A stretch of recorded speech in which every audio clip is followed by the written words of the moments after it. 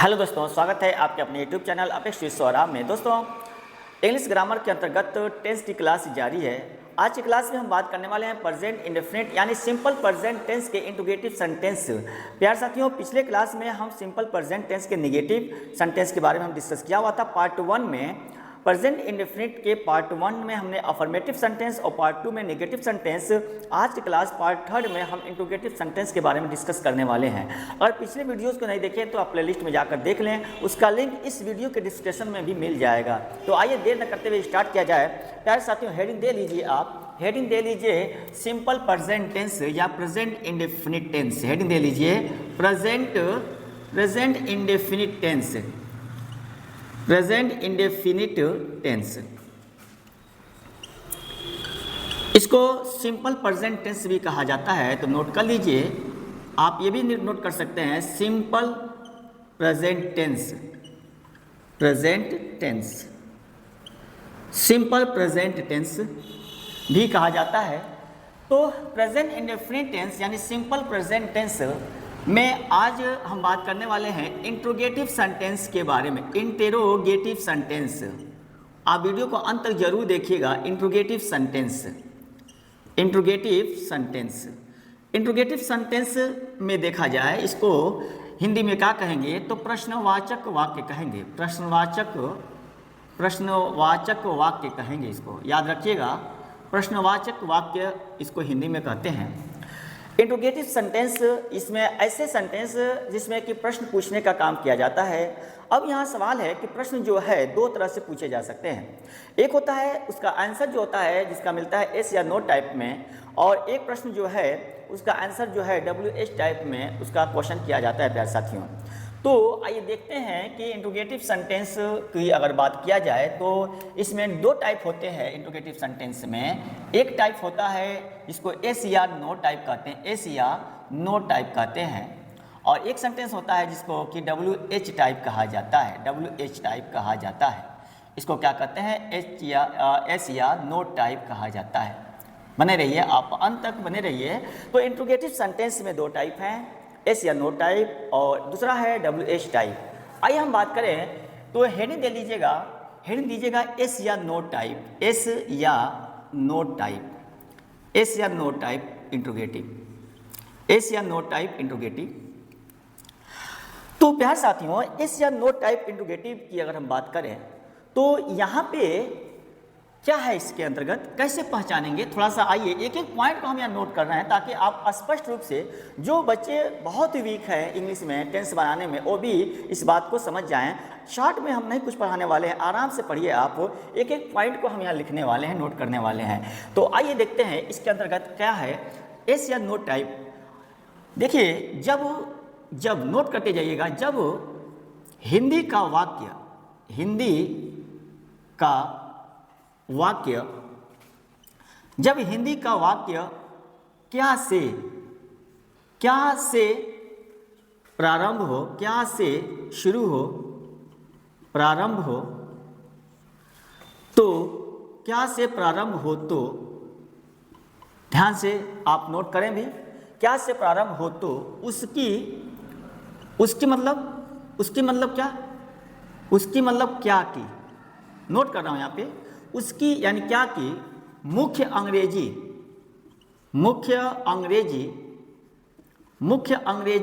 नहीं लिखते हैं। याद रखिएगा, जो क्या की मुख्य अंग्रेजी होता है नहीं लिखते हैं, बल्कि तब क्या करते हैं, बल्कि उसके स्थान पर, उसके मतलब क्या के स्थान पर, उसके स्थान पर, बल्कि उसके स्थान पर, मतलब क्या, इसका मतलब क्या के स्थान पर, क्या के स्थान पर, क्या के स्थान पर, बल्कि उसके स्थान पर, यानी ब्रैकेट में नोट कर दिया क्या के स्थान पर।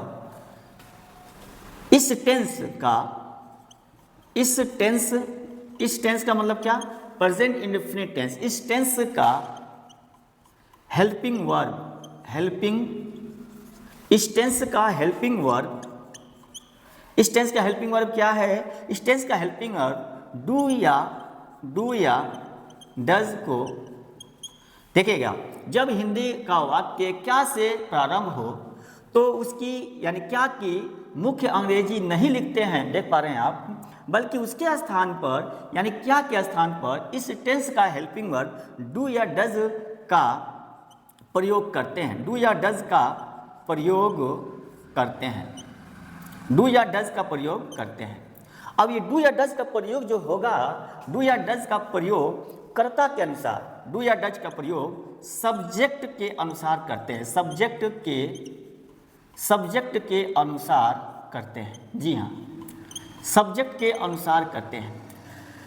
आइए देखें एक बार फिर इसको देख लीजिए कि जब भी कोई भी हिंदी का वाक्य अगर शुरू हो, हिंदी का वाक्य अगर क्या से शुरू हो, ठीक है ना, तो उस क्या से कोई भी किसी भी टेंस का अगर हिंदी का वाक्य क्या से शुरू हो तो क्या की मुख्य अंग्रेजी नहीं लिखते हैं, बल्कि उसके जगह पर उस टेंस का हेल्पिंग वर्ब, जिस टेंस का वह सेंटेंस है ना, उस टेंस का हेल्पिंग वर्ब उसके जगह पे लिखेंगे सब्जेक्ट के अनुसार। तो चूंकि यह प्रेजेंट इंडेफिनिट टेंस यानी सिंपल प्रेजेंट टेंस है ना, तो सिंपल प्रेजेंट टेंस में हेल्पिंग वर्ब के रूप में हम डू या डज का यूज करते हैं।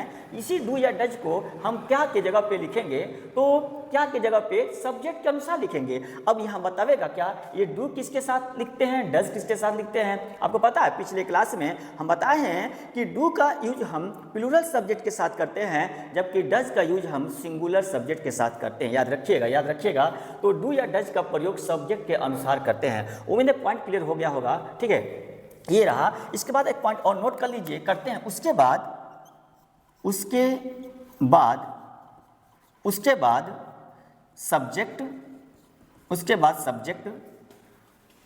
सब्जेक्ट, फिर मेन वर्ब लिखा जाता है, लिखते हैं। यहाँ पे ये लिखने की जरूरत नहीं थी, लेकिन लिखा इसलिए हूँ कि वे स्टूडेंट जो पढ़ने में बहुत वीक हैं, जो टेंस बनाने में बहुत वीक हैं, उनके लिए, ताकि वो समझ सकें, पढ़ के समझ सकें कि कहाँ पे क्या, किस तरह हमको चलना है, किस तरह सेंटेंस को, हिंदी के सेंटेंस को किस तरह इंग्लिश में ट्रांसलेट करना है। ठीक है, आइए देखते हैं।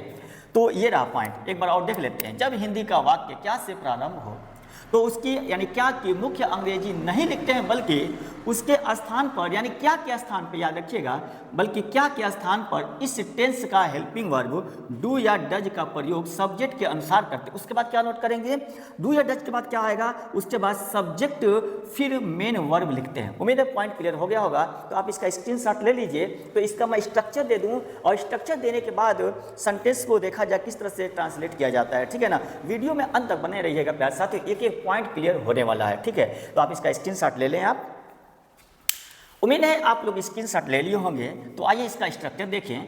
इसका स्ट्रक्चर देखा जाए, इसका स्ट्रक्चर देखा जाए तो एस या नो टाइप का स्ट्रक्चर है क्या। तो देखो स्ट्रक्चर की बात हम कर रहे हैं। किसकी बात करेंगे, स्ट्रक्चर की बात करेंगे। तो प्यारे साथियों, स्ट्रक्चर क्या है इसका, सबसे पहले क्या लिखेंगे, तो सबसे पहले क्या लिखेंगे, आप तो लिख ही लिए हैं अभी, लेकिन फिर भी यहाँ पे थोड़ा सा और क्लियर कर दूँ। स्ट्रक्चर क्या है, जब क्या से वाक्य शुरू हो, वाक्य शुरू यानी प्रारंभ हो, जब क्या से वाक्य प्रारंभ हो। ठीक है ना, ठीक है। आइए देखते हैं। तो स्ट्रक्चर ले रहा हूँ, देखिए स्ट्रक्चर क्या है। सबसे पहले आप क्या लिखेंगे, डू या डज लिखेंगे, डू या डज लिखेंगे, देख पा रहे हैं आप। उसके बाद क्या नोट करेंगे, सब्जेक्ट नोट करेंगे, स्टार्ट में लिख दे रहा हूँ, सब्जेक्ट नोट करेंगे, एसयूवी यानी सब्जेक्ट नोट करेंगे। उसके बाद क्या नोट करेंगे, वर्ब लिखेंगे, वर्ब का फर्स्ट फॉर्म होगा, उसके बाद क्या नोट करेंगे, ऑब्जेक्ट नोट करेंगे, ऑब्जेक्ट नोट करेंगे। और उसके बाद फिर क्या, ऑब्जेक्ट को शॉर्ट में कर दे रहा हूँ यहाँ पे। उसके बाद क्या है, ETC यानी एक्सेप्टरा, या यूँ कर लीजिए अदर वर्ड्स, या उसके बाद क्या लिखेंगे यहाँ पे, क्वेश्चन मार्क। ये रहा आपका स्ट्रक्चर। प्रेजेंट इंडेफिनिट टेंस के इंट्रोगेटिव सेंटेंस का ये स्ट्रक्चर है। एस या नो टाइप का क्या लिखेंगे, डू या डज लिखेंगे, उसके बाद सब्जेक्ट, उसके बाद वर्ब का फर्स्ट फॉर्म, उसके बाद ऑब्जेक्ट, उसके बाद क्या लिखेंगे, ETC। एग्जाम्पल के रूप में अगर कुछ सेंटेंस देखा जाए प्यारे साथियों, तो कुछ सेंटेंस देखा जाए, जैसे अगर मैं कहूँ एक सेंटेंस की, जैसे मान लो एक सेंटेंस ले लेते हैं, सिंपल सेंटेंस अभी ले रहा हूँ, वह, सुनिएगा इंट्रोगेटिव है, क्या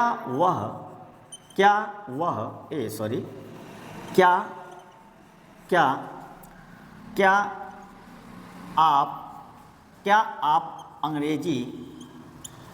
आप अंग्रेजी बोलते हैं?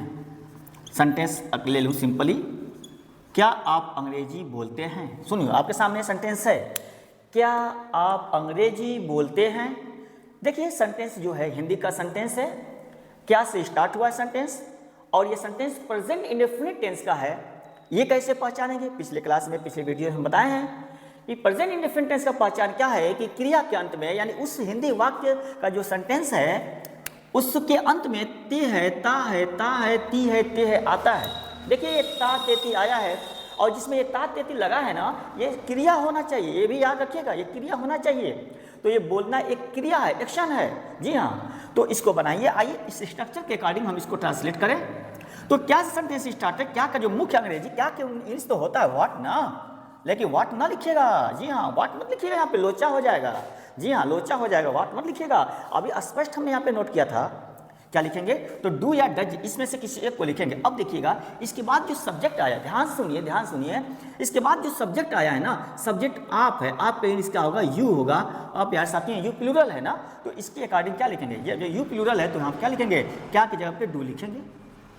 बोला था, अभी नोट किया कि सब्जेक्ट के अकॉर्डिंग, सब्जेक्ट के अनुसार डू या डज का प्रयोग करना है। चूंकि यहाँ आप यानी सब्जेक्ट प्लूरल था, इसीलिए चूंकि सब्जेक्ट क्या है? प्लूरल है, इसीलिए क्या की जगह पे हमने यहाँ पे डू नोट किया। तो डू यू, इसमें से देखिए हो गया, ये डू या डज में से एक हो गया।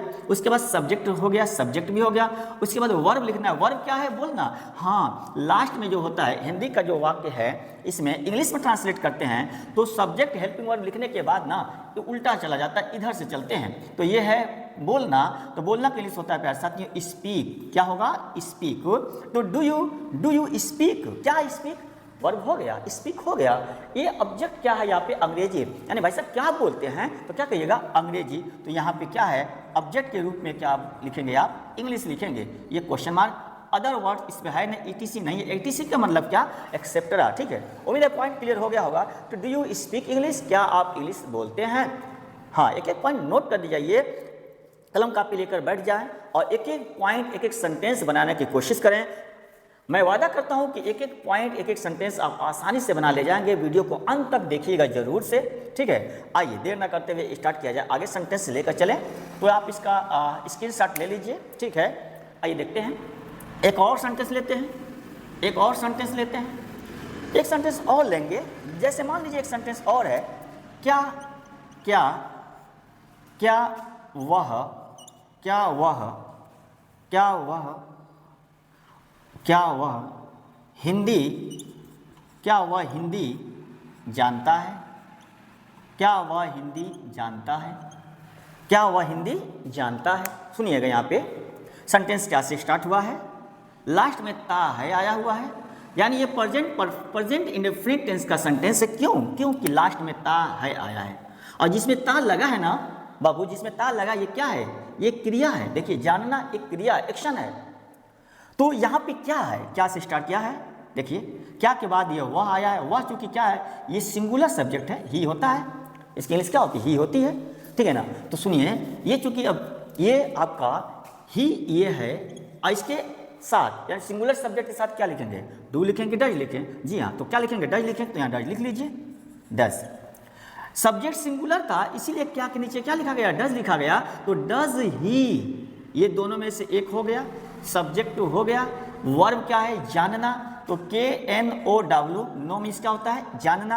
हाँ, नो मीन्स जानना, ये वर्ब हो गया। उसके बाद क्या बचा है? हिंदी, ये ऑब्जेक्ट है, तो आप लिख दीजिएगा हिंदी। क्या? Hindi question mark. हाँ, याद रखिएगा, सिंपल प्रेजेंट टेंस यानी प्रेजेंट इंडेफिनिट टेंस में ना है, हूँ, हो की अंग्रेजी नहीं लिखी जाती है। जी, ये इसको आप ध्यान दीजिएगा। देखिए कहीं स्ट्रक्चर में है, हूँ, हो की इंग्लिश लिखा हुआ है? नहीं लिखा हुआ है। बात को ध्यान दीजिएगा यहाँ पे, ठीक है। एक एक पॉइंट क्लियर हो जाएगा। तो डज ही नो हिंदी, उम्मीद है पॉइंट क्लियर हो गया होगा। इसका आप स्क्रीनशॉट ले लीजिए। अगर आप कलम कापी लेके बैठे हैं तो नोट करते जाइए। तो ये रहा आपका प्रेजेंट इंडेफिनिट टेंस का इंट्रोगेटिव सेंटेंस का एस या नो टाइप है। आइए एक सेंटेंस और ले लेते हैं, ठीक है। एक सेंटेंस और ले लें ताकि क्लियर हो जाए। जैसे क्या आपका भाई, क्या आपका भाई कानपुर में रहता है? कानपुर में रहता है। क्या आपका भाई कानपुर में रहता है या रहते हैं? क्या आपका भाई कानपुर में रहते हैं? अब यहाँ रहते हैं कर दीजिए, ठीक है। क्या आपका भाई कानपुर में रहते हैं, ठीक है ना। तो यहाँ पे गौर करिएगा, क्या आपके यहाँ पे कर दीजिए, सेंटेंस और अच्छा हो जाए। क्या आपके भाई कानपुर में रहते हैं? देखिएगा देखिएगा सेंटेंस क्या से स्टार्ट हुआ है। जी हाँ, लास्ट में क्या आया हुआ है? लास्ट में आया है प्यारे साथियों, ते है आया है। तो आपको क्लियर तो हो गया ना कि ते है आ गया, तो ये present indefinite and simple present tense है। और सेंटेंस क्या से स्टार्ट हुआ है? तो ये इंट्रोगेटिव सेंटेंस है। जी हाँ, और इंट्रोगेटिव सेंटेंस में कौन सा ये टाइप है? तो एस या नो टाइप है। तो आइए बनाएं। क्या कि नीचे क्या लिखें? स्ट्रक्चर के अकॉर्डिंग चल रहा हूँ। देखो, डू लिखेंगे, डज लिखें, आप देख रहे हैं। तो इस सब्जेक्ट को देखिए गौर से। सब्जेक्ट क्या है? आपके भाई, ये सब्जेक्ट है। कानपुर में कौन रहता है? आप नहीं रहते हैं, आपके भाई। सेंटेंस में देखिए लिखा है आपके भाई, रहने वाला कौन है? भाई है। लेकिन भाई किसका है? आपके। तो यहाँ पे गौर करिए, आपके भाई। भाई यहाँ पे चूंकि सिंगुलर ये है, एक भाई की बात हो रही है, भाई सब तो नहीं लिखा है, यहाँ एक भाई की बात हो रही है। तो यहाँ सिंगुलर सब्जेक्ट है ना, तो यहाँ पे क्या लिखिएगा? डज लिखिएगा। हाँ, गलती ना करिएगा, क्या लिखिएगा? डज लिखिएगा। आपके भाई बोले तो क्या यहाँ लिखेंगे? योर ब्रदर लिखेंगे। योर ब्रदर क्या लिखेंगे? Does your brother. Does your brother. Subject ये हो गया, इनमें से एक हो गया, सब्जेक्ट हो गया योर ब्रदर। वर्ब क्या है? रहना। रहना के लिए क्या होगा? लीव। लीव। और देखिए कहाँ रहते हैं? कानपुर में, तो इन कानपुर। क्या लिखेंगे? इन कानपुर। उम्मीद है पॉइंट क्लियर हो गया होगा। तो ये रहा आपका प्यारे साथियों, ये इस या नो टाइप के सेंटेंस हैं। अब आप जाने कि WH टाइप क्या होता है, इस पर हम बात करेंगे, ठीक है ना। तो इसका आप स्क्रीनशॉट ले लीजिए, स्क्रीनशॉट ले लीजिए आप लोग।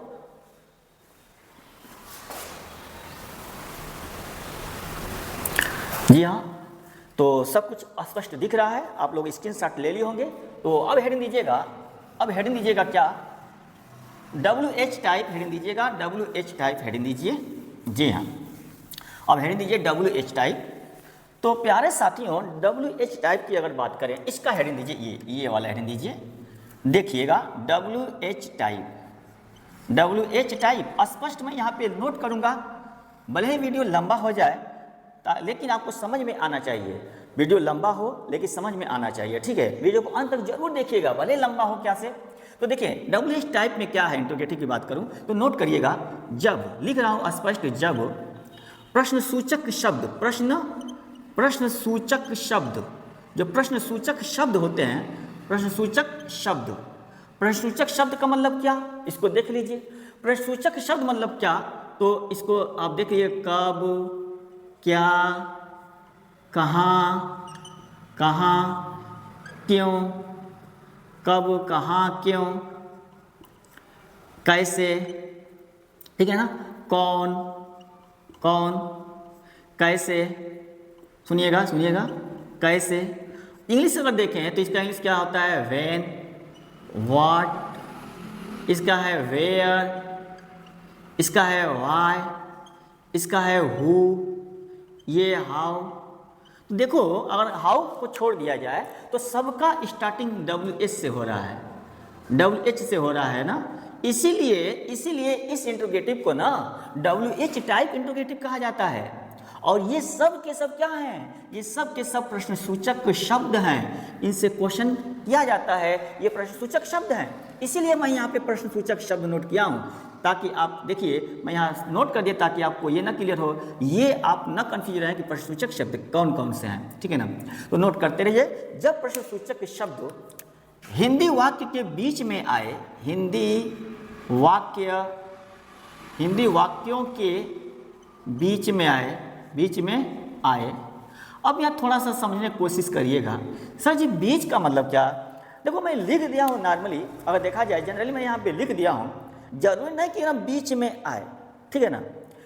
क्या से सेंटेंस स्टार्ट हो तो ये तो आप समझ जाएंगे, लेकिन अगर क्या के अलावा अदर जो क्वेश्चन वर्ड है इनसे भी स्टार्ट हो गया ना, तो समझ लो वो बीच में ही हैं। ऐसा ना समझे कि ये किनारे, ये स्टार्ट हुआ है, ठीक है ना, या अंत में है या स्टार्ट में है, तो ये इसका इंग्लिश हम नहीं लिखें ना। क्या वाला के साथ ये लोचा है, ये जो एस या नो टाइप है ना, इसमें एक ही इंट्रोगेटिव वर्ड होगा, क्या से ये स्टार्ट होता है बस, बाकी इसमें अन्य इंट्रोगेटिव का इसमें डिस्कस नहीं होता है, ठीक है। तो यहाँ पे हमने जनरली बीच में लिख दिया है, ठीक है ना, ताकि आप स्टार्टिंग में सीख लें, फिर आप धीरे धीरे ये आप आसानी से सीख जाएंगे। तो जब प्रश्नसूचक शब्द हिंदी वाक्यों के बीच में आए तो उसकी मुख्य अंग्रेजी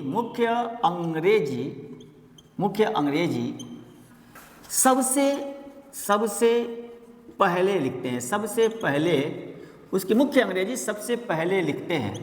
जी हाँ, उसकी मुख्य अंग्रेजी सबसे पहले लिखते हैं। उसके बाद क्या करेंगे, उसके बाद हेल्पिंग वर्ब, उसके बाद हेल्पिंग वर्ब इस टेंस का, इसके बाद इस टेंस का हेल्पिंग वर्ब क्लियर कर दूँ, और इस टेंस का हेल्पिंग वर्ब, उसके बाद इस टेंस का हेल्पिंग वर्ब क्या है, हेल्पिंग वर्ब डू या डज का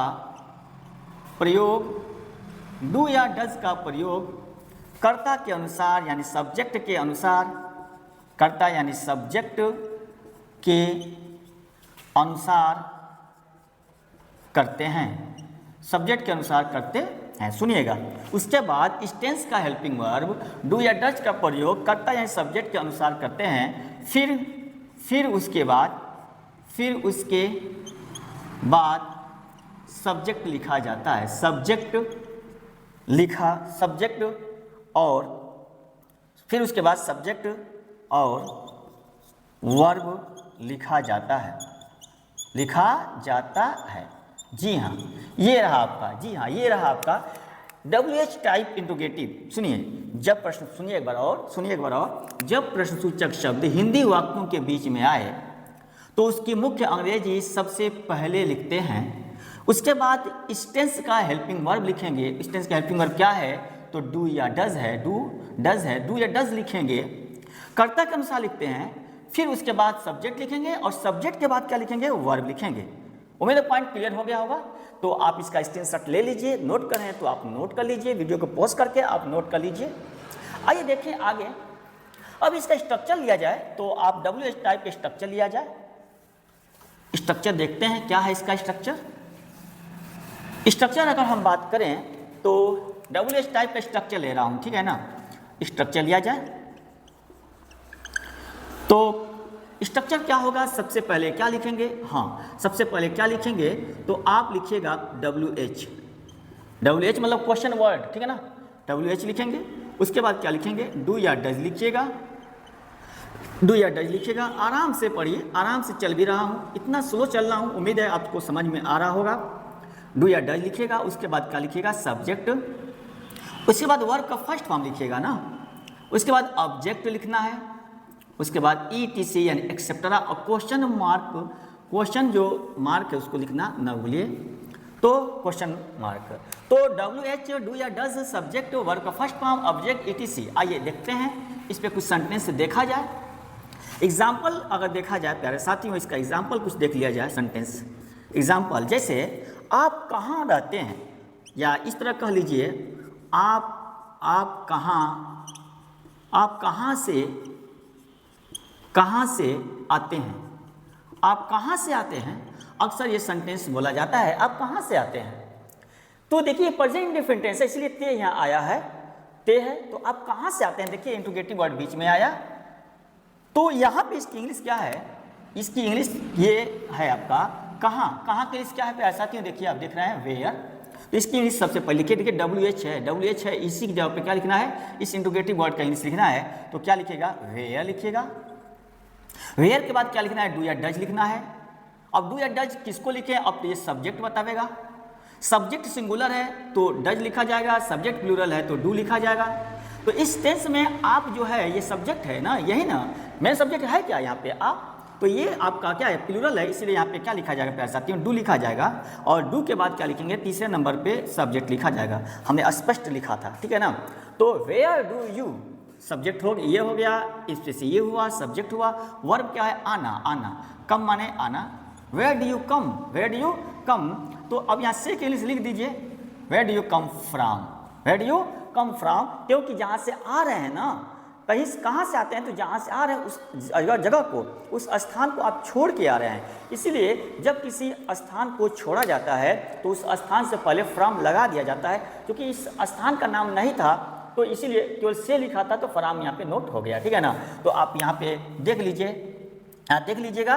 तो where do you come from, स्पष्ट इस तरह जनरली ये बोला जाता है प्यार साथियों, where do you come from, आप कहाँ से आते हैं, where do you come from, ठीक है। या ये प्रेजेंट इंडेफिनिट टेंस है, तो प्रेजेंट इंडेफिनिट टेंस के अकॉर्डिंग ये सेंटेंस है, ठीक है। उम्मीद है पॉइंट क्लियर हो गया होगा। एक सेंटेंस और देखते हैं, एक सेंटेंस और देखते हैं, देखते हैं। वह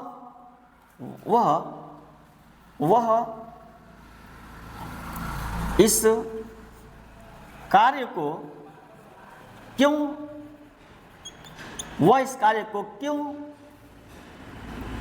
करता है, वह इस कार्य को क्यों करता है, वह इस कार्य को क्यों करता है, ठीक है।